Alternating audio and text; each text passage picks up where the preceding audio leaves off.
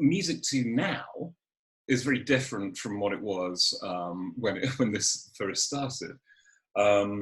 What it was when it first started was, I'm, like many of us, a musician. I have my own music, and I wanted to find a niche or an angle on how I could, market my music. So I'm a pianist, and I create long form, music, instrumental music, kind of sits in the background. And when I was working, because I've been doing music half the time, and like the not retail, sort of executive management the other half of the time, I would have my music on in the background when I was, writing and working, and found that, oh my God, it was really good to work to. So I had this idea of music to work to. So that was my brand, and I, branded it, and then I was writing all these different albums, and I had music to write to, and music to, sleep to, and music to, flow to. And it was kind of cool. So I had this idea of music as a utility from a long time ago.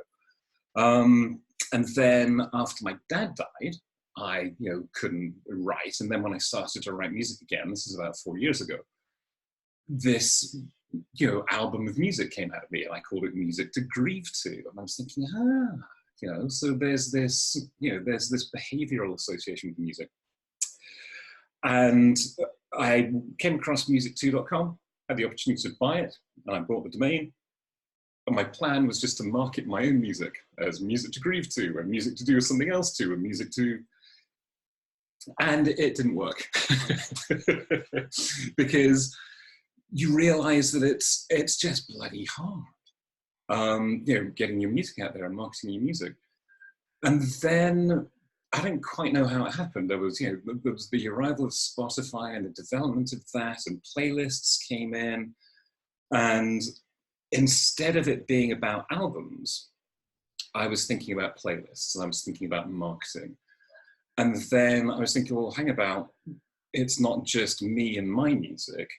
If I'm going to make music too visible, we have to get more and more people in. So then it became about not just music to work to music, but it was, let's have other people creating playlists. And so we had, early on, I paid, some early curators to just, work with me. I mean, we had Music to Love Berlin, and Music to Go Underground, and music to, we had about 3 or 4. And that way I learned how to, set up the process.